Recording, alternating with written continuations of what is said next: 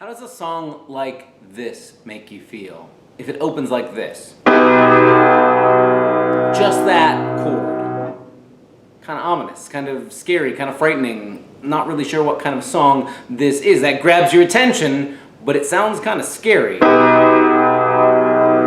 What if I told you that same song ends cheerily like this?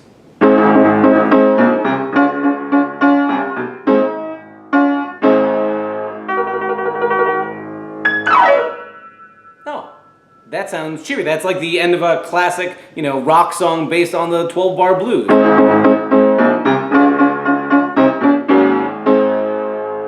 Oh, okay. That's not scary. This is, you might know it, it's the Beatles' classic Oh Darling, and it begins ominously like this. With an augmented chord, and if that's all you have, you're not really sure where you're headed. But if you know from the beginning, if I even told you, well, the writers of the song, they're the Beatles. They're not here to scare you. They're here to sell rock and roll albums. Oh, okay.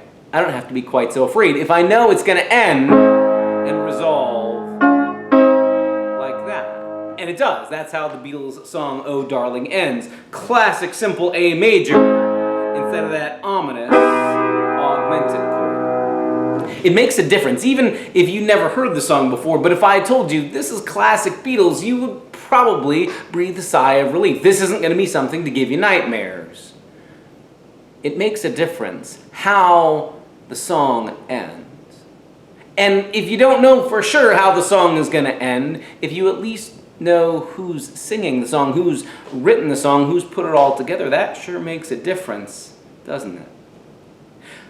I want to invite you this fall to join us in a 6-part series taking a look at a book in the Bible that sometimes seems as ominous as a chord like that, but is honestly a song of hope. One that has a happy ending, even if there is an intense journey along the way. It's a book that is so often easily misunderstood or used for people's agendas, or that we are so confused or concerned about we don't even touch it, and yet it's meant to be a song of hope, of resistance against the powers of darkness and evil, but also a song of triumph that comes not through armies or violence or warfare, but through the suffering of a lamb, of Jesus and his resurrection, and the people gathered around Jesus. It's the book of Revelation, sometimes called the Apocalypse, the revelation of Jesus Christ according to John.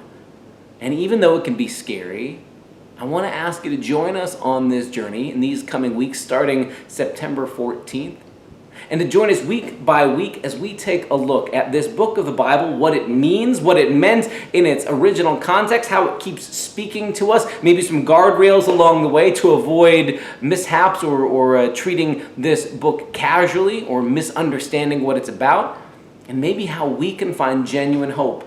There are days where just turning on the news feels like that.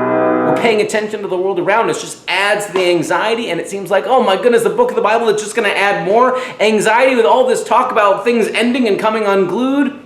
Maybe there's a word of hope to be heard.